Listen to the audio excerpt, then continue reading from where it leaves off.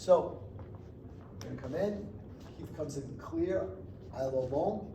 I see the opening, I attack it, he counters. So here from the Yun Sao, as he starts to press me, anytime somebody puts pressure on your hand, I want to do a rotation and release the force. So I'm going to step out as I rotate to view.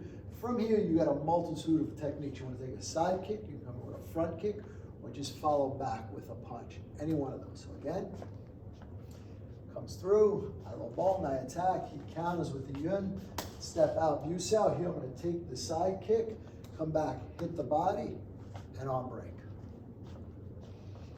Coming through, low bong Sao, fire back, counters with Yun, step off, cover, weight his leg, step, come in, body, arm break. One more.